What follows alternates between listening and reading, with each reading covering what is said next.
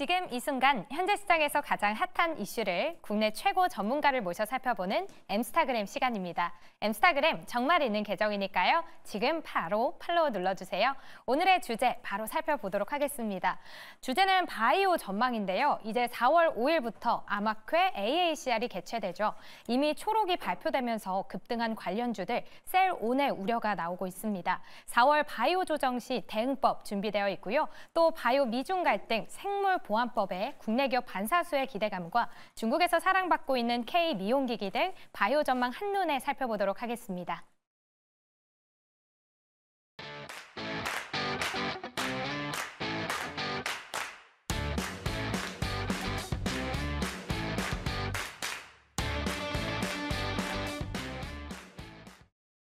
급변하는 시장의 핫 이슈를 집중 분석하고 이에 대한 투자 전략까지 세워보는 시간입니다. 엠스타그램 코너죠.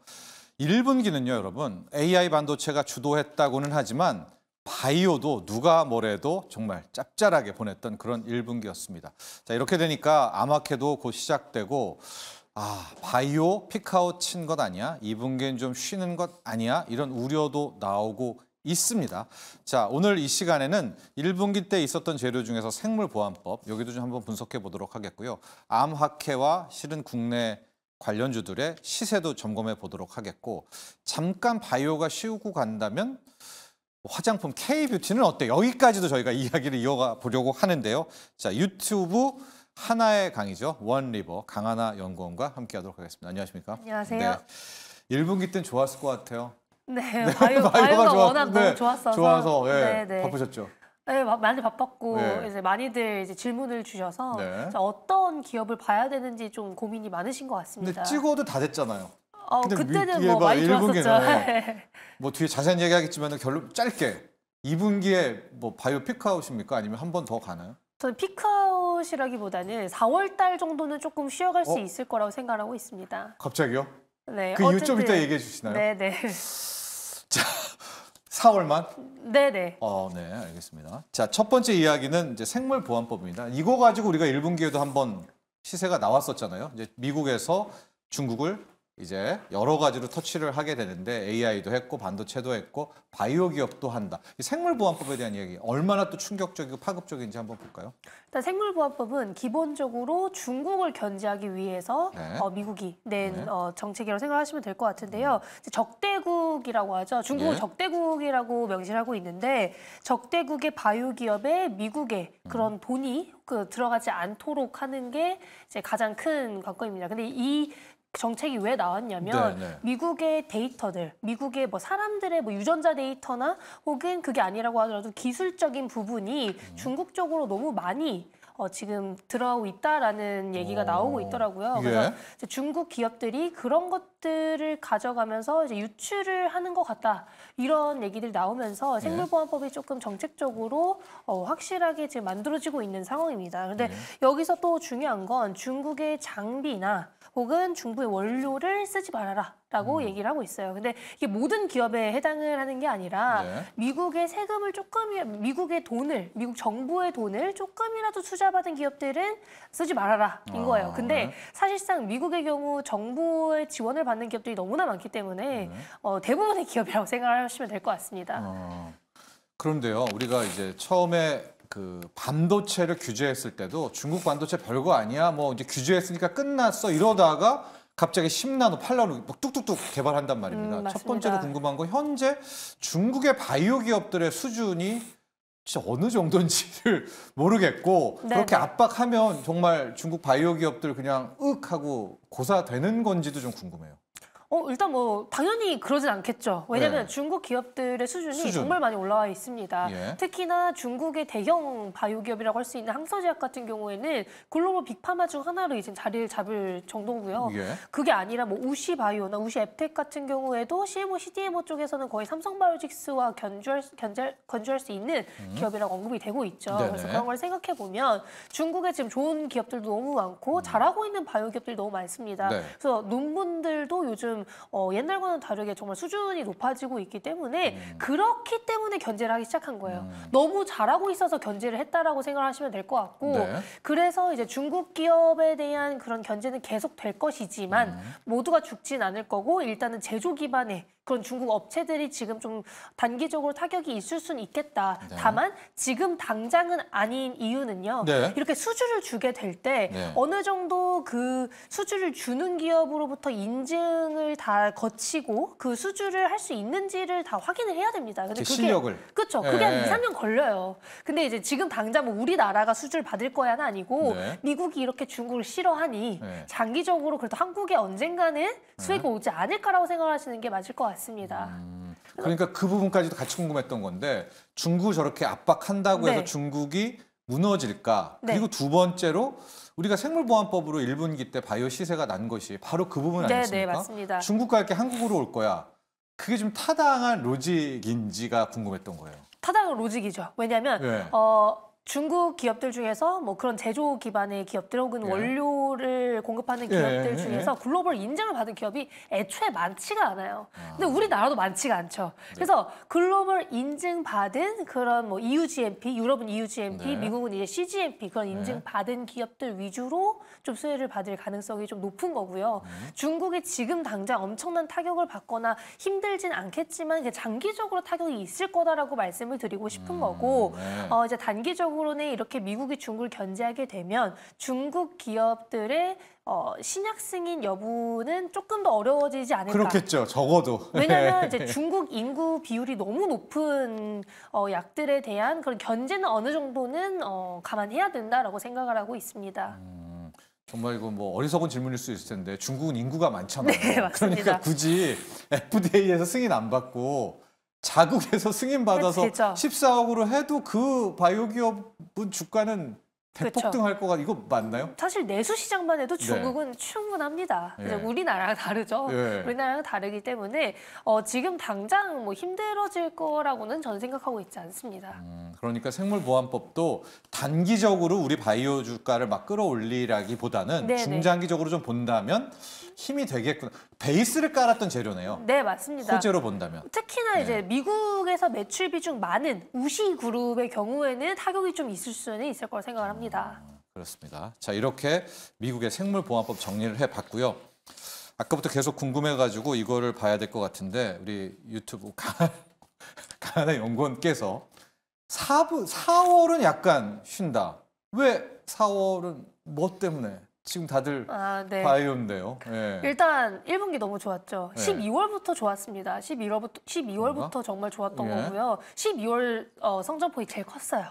그래서 아, 그만큼 12월 상승세가 가팔랐는데 지금 4월 ACR을 앞두고 2월 말부터 조금 좋은 흐름인데요. 네. 이제 4월에 ACR이 개최가 된 후에 어느 정도 조정은 저는 불가피하다라고 생각을 합니다. 예. 이제 첫 번째로는 네. ACR은 초기 임상 단계를 발표하는 학회이기 때문에 지금 당장 큰 라이선스 딜로 이어지기 쉽지 않을 거라고 저는 생각을 하고 있고 네. 이 바이오 업종을 조금 끌어줬던 HLB와 이제 알테오젠 같은 네. 경우에도 이미 어느 정도 반영이 되어 있는 상황이라서 4월 정도에는 조정이 불가피하지 않나라고 저는 생각을 하고 있고요. 뭐 HLB나 뭐 유한양행 같은 그런 글로벌 신약 승인을 앞둔 기업들은 다 5월 이후부터입니다. 그래서 그런 것들을 고려했을 때 어느 정도 횡보 구간에 있을 수 있겠고 지금 당장 큰 이슈가 있지 않는 달이 보통 이제 4월 정도라고 생각을 하고 있고요. 네. 그 이후에 언제부터 좋아지냐면 ACR이 끝나고 6월에 있을 아스코를 아스코. 준비하는 5월부터 또 괜찮아질 가능성이 좀 높다라고 생각을 합니다.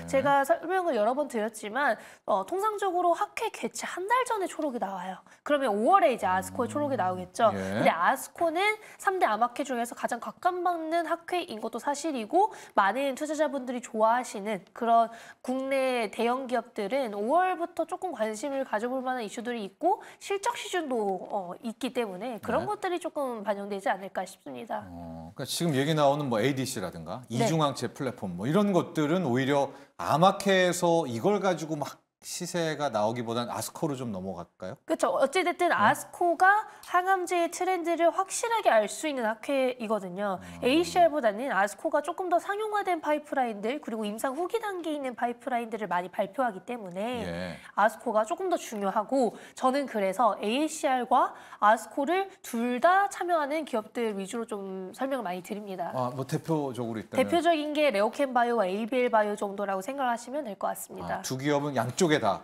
그렇죠. 걸쳐있다. 어찌됐든 네. 항암제가 주력인 기업들이고 파이프라인을 많이 보유하고 있기 때문에 예. 임상에 진입할 파이프라인도 많은데 전임상 단계에 있는 파이프라인들도 많아요. 예. 그러니까 초기 단계에 있는 파이프라인을 발표하는 ACR 그리고 임상 단계의 파이프라인을 발표하는 아스코 둘 다 참여를 한다라고 보시면 될 것 같습니다.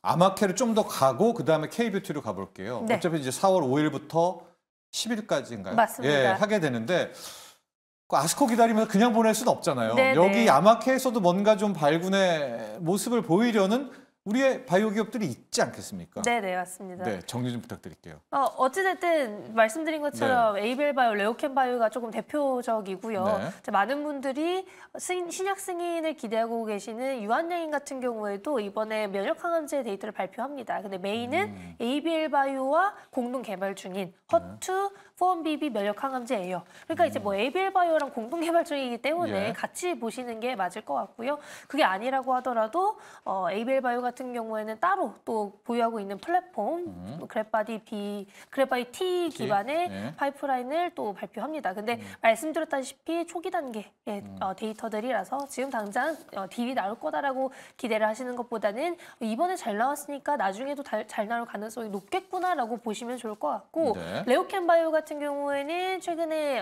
관심을 많이 받고 네. 있는데 라이선스 아웃했던 트랍2 ADC의 전임상 데이터가 발표가 돼요. 그래서 예. 이 데이터가 얼마나 좋았는지 그냥 한 번 더 알 수 있고 최근에 ADC 쪽에서 클라우딘 18.2라고 고용 종양에서 많이 발견되는 타겟의 파이프라인이 좀 대세입니다. 그래서 그 예. 타겟으로 ADC 파이프라인을 이번에 전임상 데이터 발표하기 때문에 그런 것들이 조금 관심을 갖고 있는 것 같습니다. 한미약품도 좀 언급되는 것 같던데요. 한미약품도 사실 뭐 엄청나게 후기 임상 단계보다는 그냥 보유하고 있는 항암제들의 데이터를 발표한다라고 보시면 될 것 같습니다. 예.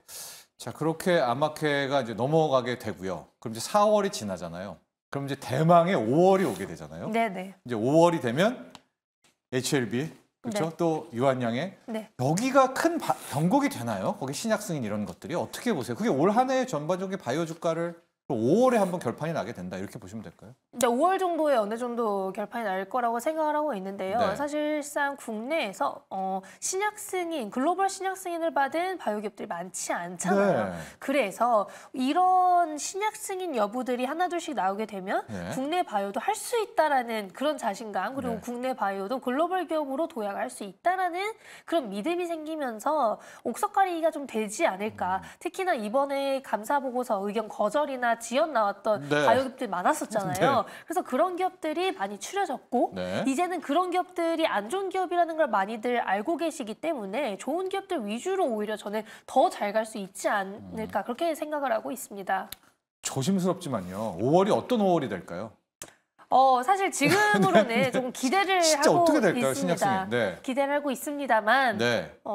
바이오의 가장 큰 단점은 연구진들도 잘 모른다예요. 그렇죠. 끝까지 네. 가보기 전까지. 왜냐면 우리나라에 FDA에서 일한 사람이 몇 명이나 있겠어요. 그래서 네. 그런 것들에 대한 프로토콜 혹은 노하우가 우리나라에는 많이 부족하기 때문에 그런 것들은 어느 정도 리스크 테이킹은 해야 되지 않을까 그렇게 생각을 하고 있습니다. 그래서 남자의 주식인가요? 근데 유한양이든 그쵸. HLB든 일단 뭐 던져놓고 기다리는 수밖에는 없는 거 아니에요? 그렇죠. 근무를. 그렇죠. 예. 다만 과거보다는 예. 임상 데이터들이 많이 발전을 했고 특히나 국내 기술을 보유하고 있는 바이오텍들의 경우에는 이제 빅파마들과의 계약으로 어느 정도 기술력을 인정받았기 때문에 과거만큼 한 기업이 망한다고 해서 다 같이 끌어내리는 그런 상황은 다소 적지 않을까 그렇게 기대를 하고 있습니다. 네. 베스트는 이제 5월에 다 같이 잘 나오는 네, 건데. 유한양이 되고 또 아스코 때 뭐 있어가지고 네, 그걸로도 네. 한번 가면 2분기까지 가게 될 것 같은데요. 자, 그래도 지금 보니까 4월은 좀 공백기인 것이고 네네. 강한호 연구원께서도 그래서 4월은 약간은 좀 호흡 고르기가, 숨 고르기가 필요하다라는 그런 분석을 한 것 같아요. 네.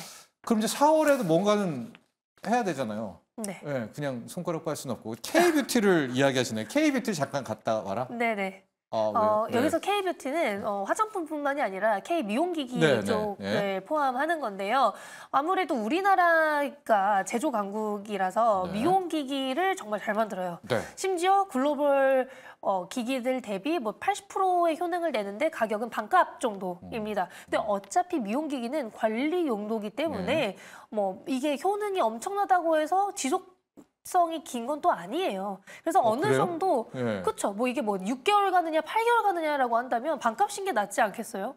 그래서 그런 것들을 고려했을 때 한국 미용기기들이 조금 전 세계적으로 지금 트렌드로 자리를 잡고 있는 상황이고 네. 그 중에서도 특허권 보유하고 있는 비올 같은 경우 최근에 정말 좋은 흐름 보여주고 있는데요. 오늘 이제 수출입 데이터를 봤을 때도 비올이 3월 달 정말 잘 나왔고 네. 이제 TNL 같이 여드름 패치 하고 있는 그런 기업들이 최근에 좀 좋은 수출입 데이터 보여주고 있습니다. 그래서 예. 올해부터 1분기에 실적 잘 나오게 된다면 하반기까지는 무리 없지 않을까라는 기대감 여전히 있고 네. 제가 지금 미용기기를 다시 보는 이유 중 하나는 지금 중국 쪽에 많이 막혀 있었어요. 네. 미용기기뿐만 아니라 화장품 쪽이 중국 쪽 매출 비중이 정말 많이 떨어졌었거든요. 과거 대비해서. 네. 근데 최근 들어서 중국 쪽의 인증을 좀 잘 받기 시작했고 중국 쪽 진출에 대해서 어느 정도 우호적인 그런 상황들이 생기게 되면서 화장품과 미용기기 모두 중국 쪽 다시 한번 반등 보여주게 되면 전체 성장률도 가팔라지겠구나라는 그런 기대감을 보유하고 있습니다.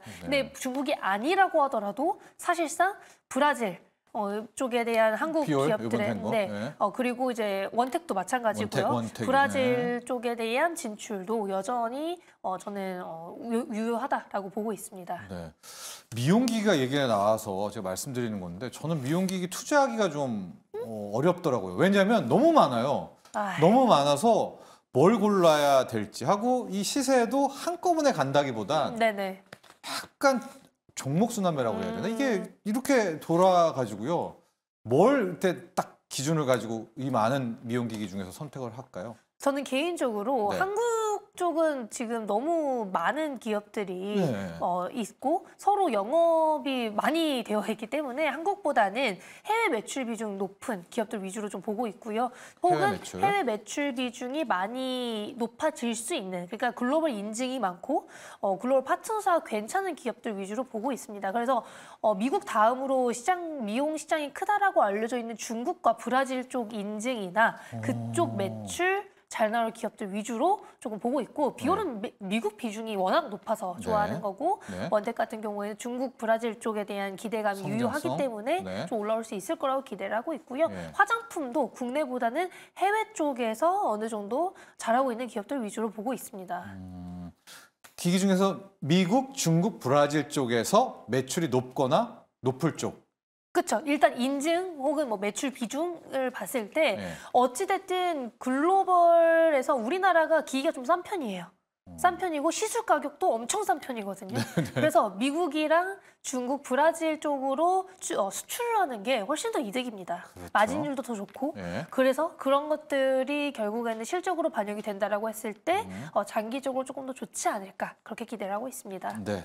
자, 4월에 뭐 아직 뭐 누가 알겠습니다만은 잠시 바이오 관련주들이 쉬어간다면 약간 결은 비슷하잖아요. 네. 미용 기기 쪽으로 한번 눈을 돌렸다가 이제 5월에 대망의 격전을 한번 신약 관련한 이제 치러보자.